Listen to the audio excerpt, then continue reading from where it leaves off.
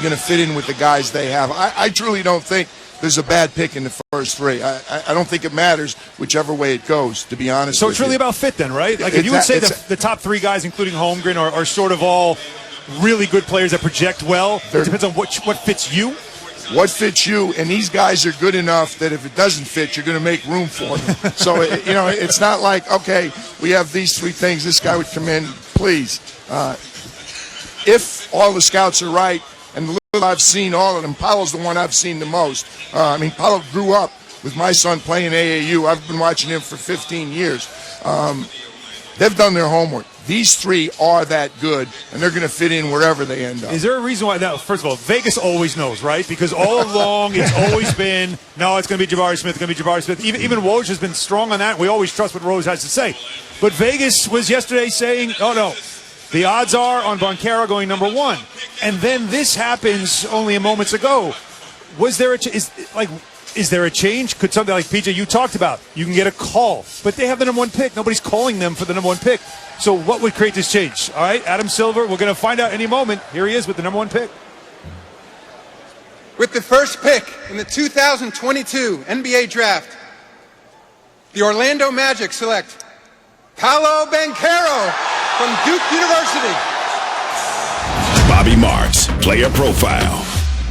A 6'10 shot-creating dynamo, Banchero is an offensive threat based on his ability to shoot, handle the ball, and pass. The versatile Banchero has skills of a guard, growing 9 inches since 7th grade, and is at his best in transition. He averaged 3.2 assists this year at Duke, including a career-high 9 against Syracuse. I would say it's an upset, but it's not. It's not an upset. I mean, a lot of people considered Banchero the most talented player in this draft. He goes number one to Orlando. Guys, assess. Seth, let's start with you. Back in the studio. Look, you can't go wrong with Paolo Banchero. There's no doubt about it. I mean, you're talking about an elite offensive skill set. You're talking about a 6'10", 250-pound player that is advanced offensively. He's got to improve his defensive fundamentals in terms of his ability to close out, keep the ball in front. But he's a special talent. And his body is NBA ready, and his game is NBA ready offensively to come in and be a 15 to 18-point game scorer on a team that needs someone who can make buckets in the front court. So he's a terrific pick, and to me, his offensive versatility is advanced in terms of his skill set. PJ, considering the roster, what does he do for, the Magic, obviously very young roster. What does he do for them, and what is now the projection for this team with that very young roster?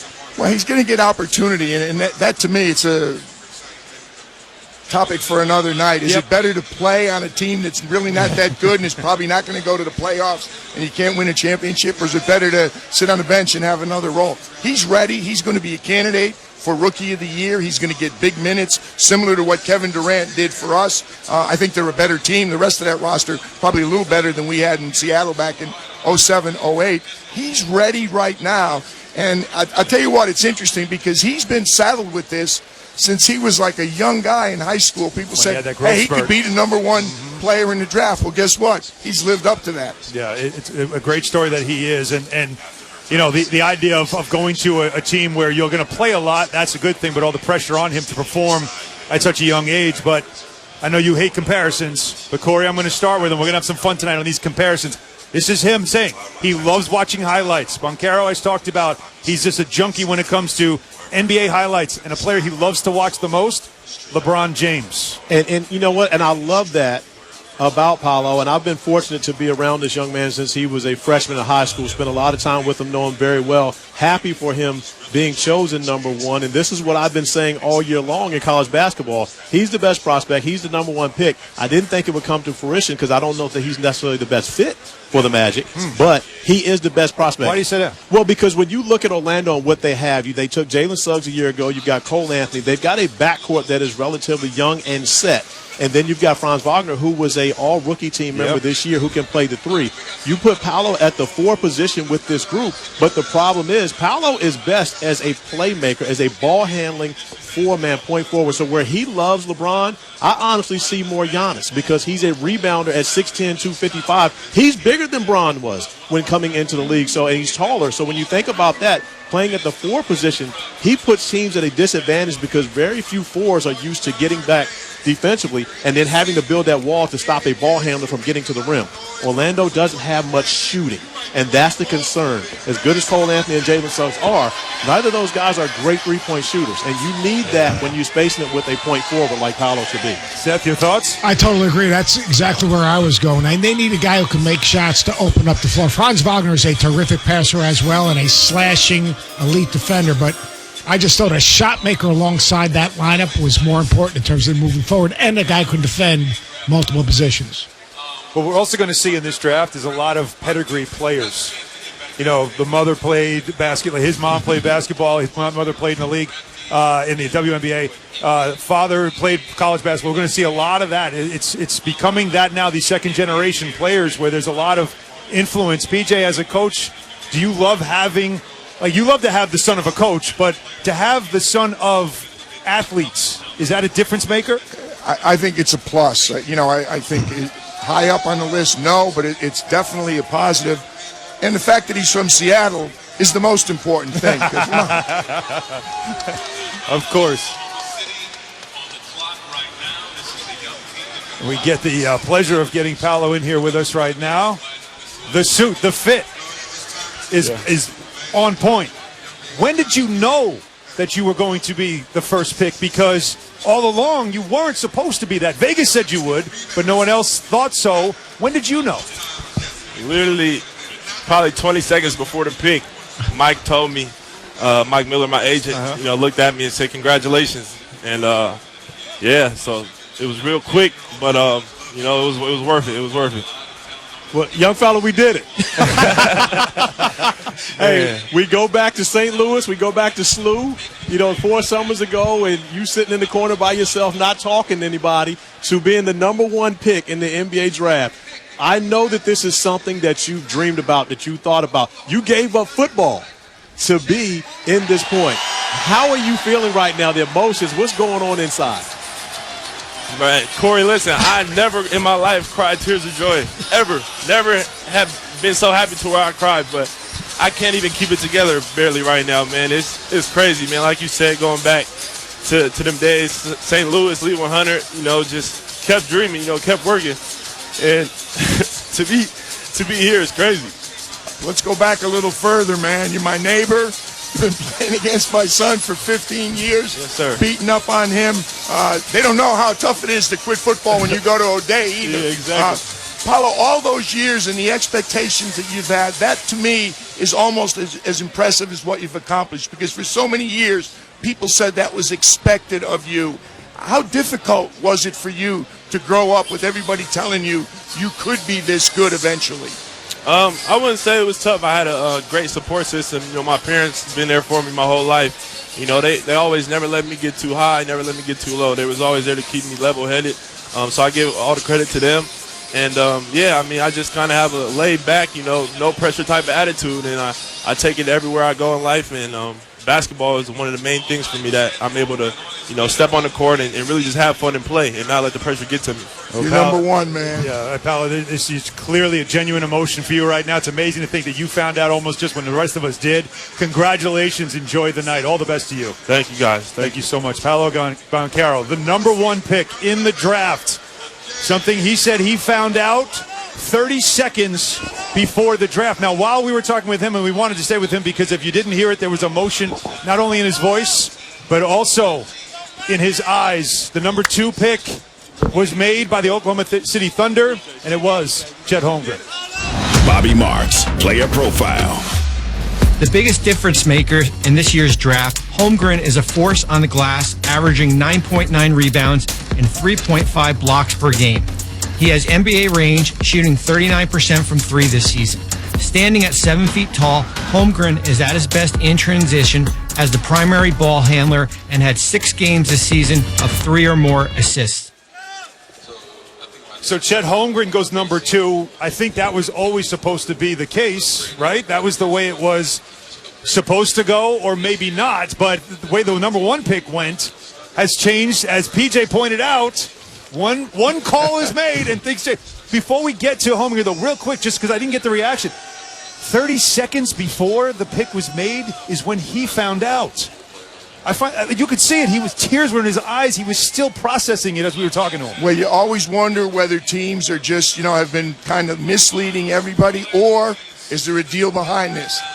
You never know. Sometimes you find out later, who's drafting for whom, and people put out stories all throughout the draft. You never know who to believe. Wow. Woj found out late. We said Vegas is always right. they always are, but Woj is more right than they are. I'll tell you this, Mike Miller was my teammate in Orlando. So therefore, he was the NBA Rookie of the Year actually that year in Orlando. So, but when you think about it, I talked with Paolo during this process. Orlando wasn't an option. It wasn't the place we thought was an option. And now with him going 1, Chet goes 2. This whole thing, we said before, it's not going to turn out the way we thought. Well, now, of course, on the clock right now, the Houston Rockets, so we'll wait to see what their decision will be. We thought that it was, an easy one, that this would have been a simple pick, but now it changes everything as Chet Holmgren comes walking by here. Are we going to get him right now? Yes, okay, let's first get a real quick from Seth on Holmgren going number 2. His impact defensively is incredible. His ability and his length to protect the front of the rim. I mean, his skill set is second to none. He's going to have to get stronger. He's light in the rear. We know that. You need a base to play in the NBA or you're going to get knocked around. PJ probably knows that better than anyone else. But when you look at his size and his length, his athleticism, his skill set, it's just going to be a time issue. He has every trait you need. Now, everyone calls him a unicorn. I don't know, Corey, have you ever seen a unicorn? Because I don't know what a unicorn is. All right? I know it's a fictional figure. I just look at a guy that's really, really versatile, long, can protect the rim, and is going to be an impact player defensively from the beginning. And then offensively, his skill set is such. I'm interested to see how people get up and underneath him and are physical with him, how he deals with that. But his skill set and his length is ridiculous. I'll tell you what, Seth, we can ask him because Chet is here with us right now. Chet Holmgren, congratulations, number 2 pick in the draft. So the unicorn thing, do you embrace it or do you not like it at all?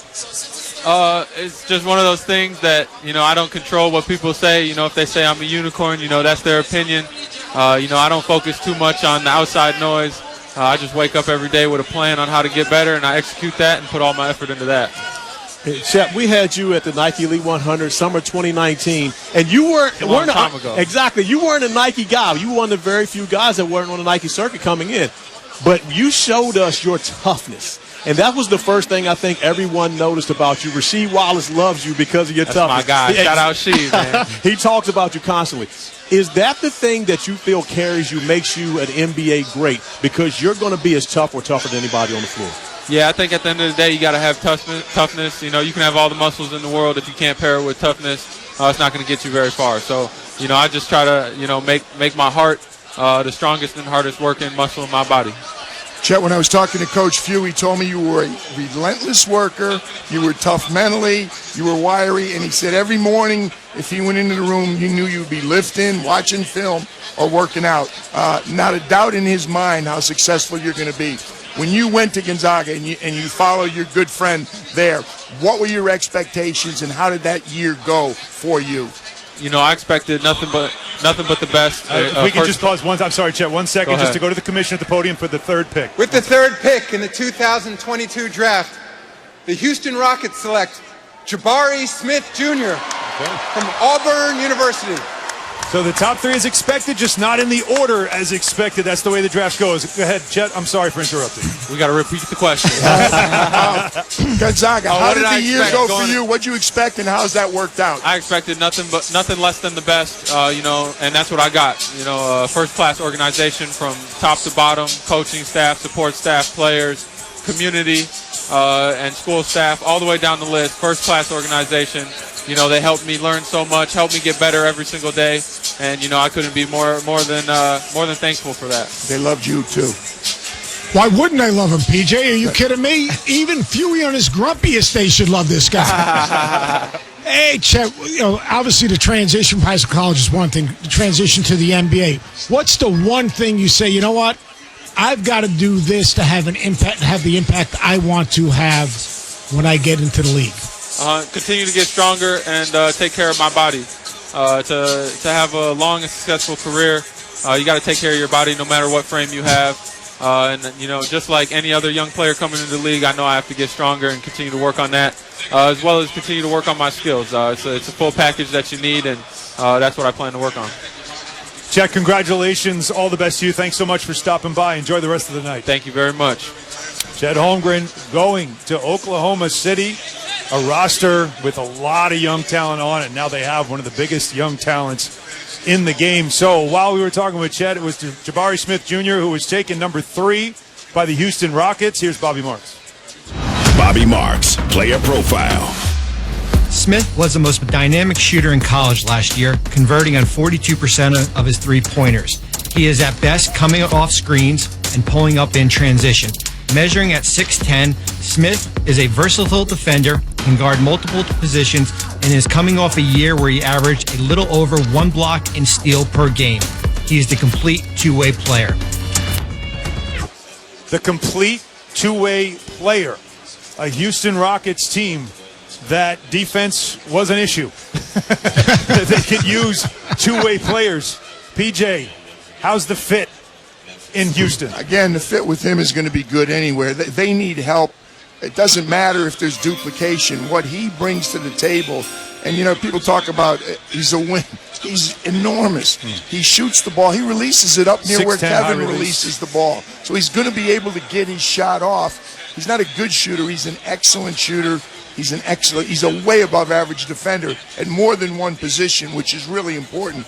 Corey knows that. I mean, if you can defend multiple positions, it just gets you more playing time. Yeah, he's got to probably improve his handle a little bit, but we're splitting hairs. He's a pretty damn Another good opportunity player. where a young player is going to get to play a lot, right, Corey? And I think it's a great fit. When you consider the fact that you think Houston, what do you think? 3? I mean, you want to shoot the 3. You want to space the floor and have guards to be able to make plays alongside you. So I think he'll be the benefactor of many great plays by his guards, but he'll get a lot of opportunities. And by them moving Christian Wood to Dallas, now there's a ready-made spot for Jabari to come into Houston and play heavy minutes right away. Seth, quick take? I think it's a monster opportunity for Jabari Smith, and I think it's a monster opportunity for the Houston Rockets because they don't defend. I mean, that's plain and simple. You got to have someone where getting stops is important.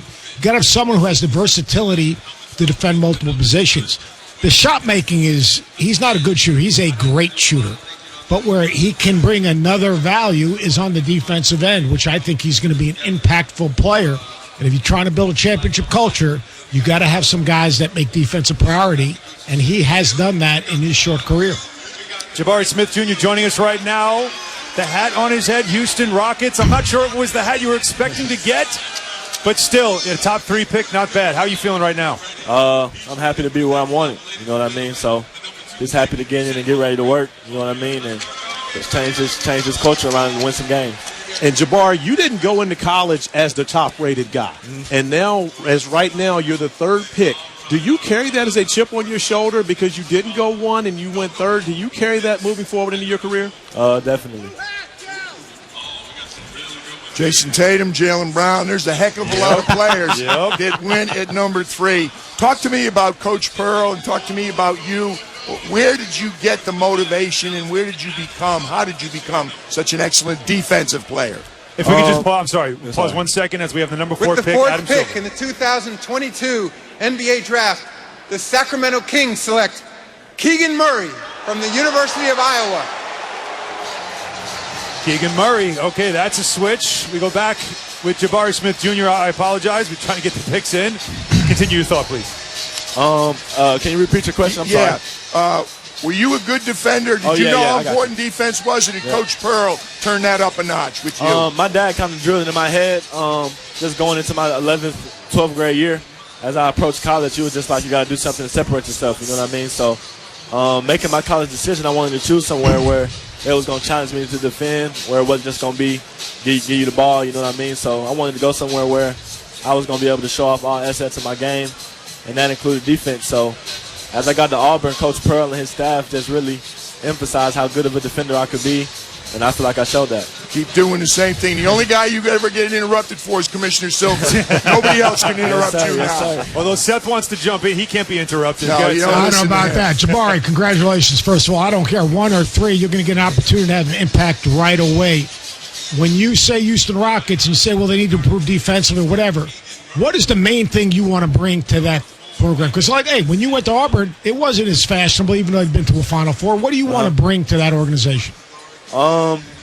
Everything they needed. You know what I mean? Shooting ability, a fierce competitor, somebody who don't like to lose, somebody who's just going to give them their all. You know what I mean? I'm ready to get in there, ready to work, ready to defend, and ready to just make an instant impact, like I said. Dude, you're a bucket. Appreciate you. Jabari, we'll let you now enjoy the rest of the night. Congratulations. Good luck to you. Appreciate it. Thank you for your time. Okay, so resetting as the draft now, we are 4 picks in. The Detroit Pistons on the clock with the 5th pick. Paolo Banchero went number 1 to the Orlando Magic. That was a surprise. Not to Vegas, but everybody else. That was the surprise pick. The Magic going with Banchero from Duke. Chet Holmgren goes number 2 to the Oklahoma City Thunder. Jabari Smith Jr. goes to the Houston Rockets and tells us, I'm where I'm wanted. Which, great point. Yes. Keegan Murray goes to the Kings at number 4. That pick was considered the pick where the draft really begins here. And the pick of Keegan Murray, PJ, a little bit of a surprise? Well, nothing's a surprise tonight, believe me. No, because Keegan Murray does a little bit of everything. You love a complete player. I think he's a very good fit there. I don't know how much input Mike Brown had, but he's there with Wes Wilcox, who we worked with in Cleveland, and Monty McNair. I like Keegan Murray a lot. Keegan Murray, again, is a player that's going to fit in because he does a little bit of everything. I'm dying to ask him how he jumped from what he averaged last year to what he did this year. I got to talk to Coach McCaffrey and find out what happened. I can tell you they got rid of Luka Garza. He got some shots. I'll tell you one thing about that dude. He's the most versatile and efficient player maybe in the draft. I mean, you talk about an efficient player. He gives you whatever you need whenever you need it, whether it's a 3, whether it gets to the glass, whether he can drive it and get to a spot. Tom Izzo said he's one of the toughest players that he's coached against to prepare for because of his versatility. Let's just reset now the top 4 picks, looking at the way this played out so far. When you consider, again, Holmgren goes, I guess, where expected, right? And then you have Smith at 3 going to Houston. Jabari Smith going to Houston, which wasn't expected. Banchero 1 going to the Magic. And PJ, you said something that me as a former beat writer caught my attention when you said, we'll see where players end up, right? Because we talk about the cap they're wearing and everything else. And you just wonder if there's anything more to this draft, the way this is going. But right now at the number 4 pick, you have the Kings picking Keegan Murray. And PJ, you said you wanted to ask him that question about how you make a jump from one year to another, so go right ahead. Your numbers off the charts. Now, I know Luka wasn't there, and that made a difference, but still, how much did you improve in that 1 year, and how much did Coach McCaffrey turn you loose this year? Yeah, no, he gave me the green light from the get-go, and for me, that was just for me to use that to my advantage. I worked hard in the offseason, but more than anything, it was mental, knowing that going into every game I had to be my best, be able to play 40 minutes a game. So for me, it was all mental. And Keegan, of course, you leave a brother behind at Iowa. You got a twin. Were you guys the best twins, or was it the Davis twins? Who was the best twins in the Big Ten this year? No, we always bet on ourselves. Okay, yeah. There you go. I can appreciate that. It was the Murray twins. Yeah. I can appreciate that. How much did you know? I always love when did the player know he was getting picked? Yeah. Like Paolo told us 30 seconds before they made it. That's when he found out. For you, because there was so much speculation about this pick, including it possibly being traded. When did you know that you were getting selected 4th? Just before, probably 30 seconds as well. Wow. For me, I didn't really know. Going into it, I had no clue where I was going to go. So yeah, about the same. What's it like when you heard your name? When you knew it's me now? It's special. With my family there, it meant a lot. But I mean, tonight I got picked by the Kings. Tomorrow it's back to work, so I'm excited to get ready. Seth? Keegan, yeah. If you could define who you are and how you win, like every single player obviously has to have an identity. What is your identity, and what are you going to bring to the Kings, who, quite honestly, have struggled to find an identity? Yeah, for me, I feel like I'm able to adapt to different roles. If it's scoring the ball that night, if it's doing different things, getting guys open, things like that, I feel like I'm able to adapt to different roles. It's not all about putting the ball in the basket, and I feel like that's my way of winning, and I'm unselfish. There's a lot of great players on the Kings right now, so I'm excited to get to work. Keegan, congratulations. 4th overall pick. Going to Sacramento. All the best. Appreciate it. Thank you. All right. Good luck. Keegan Murray, again, going number 4. Jabari Smith Jr. at 3. Chet Holmgren went 2 to the Thunder. And yes, as I said, Jabari Smith Jr. went 3. That means Paolo Banchero went number 1. For the number 5 pick, here's the commissioner. With the 5th pick in the 2022 NBA Draft, the Detroit Pistons select Jaden Ivey from Purdue University.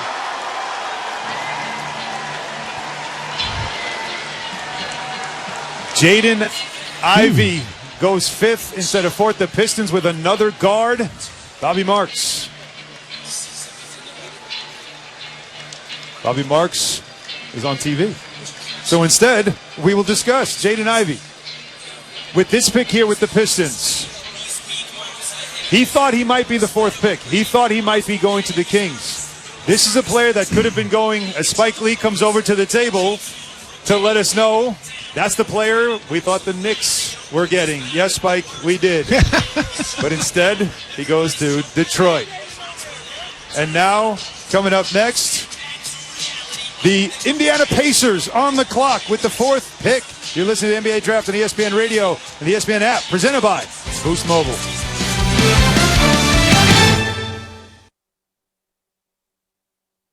I never, ever thought I would open a business for myself. And then I had a baby. Meet Patrice Mousseau, founder of Satya Organics, a skincare company created for people with skin issues, powered by Shopify.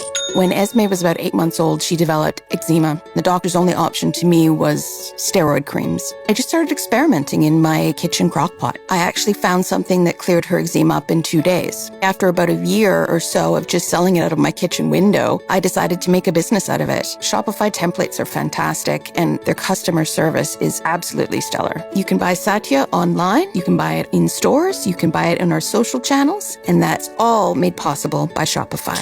When you're ready to share your business with the world, grow it on Shopify, the all-in-one commerce platform trusted by millions of businesses like Satya. Get a free 14-day trial at shopify.com/play and start selling wherever your customers are with easy-to-use tools and friendly 24/7 support. Go to shopify.com/play right now. Shopify.com/play.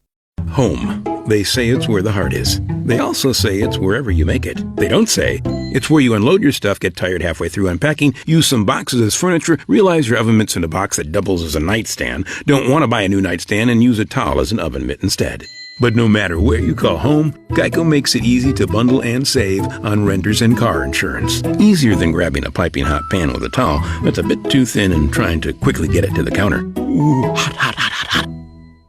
Texting enrolls you into recurring automated text messages. Message and data rates may apply. If you are a man over 40, listen up, because this could impact how much you're getting done during the day and at night. The harsh reality is, once you hit 40, your body has less free testosterone. Here's the good news. Nugenix, the #1 selling testosterone booster at GNC, has changed the game again for men over 40 with Nugenix Total T, their most powerful man-boosting formula ever. And guys all over America are raving about it. Jeremy P. says, "This is the best product I found to raise T levels. I plan on using the product for the rest of my life." And how about Shane D? He says, "I had no drive and was tanked out at the end of the day. After 3 months, my energy level is through the roof. I work out like most 19-year-olds. I am 47. Guys over 40, you need Nugenix Total T. And right now, you can get a complimentary bottle. Just text BELT to 42424. It's the #1 selling free testosterone booster at GNC. But you can only get your complimentary bottle by texting BELT to 42424. That's BELT to 42424. Text BELT to 42424.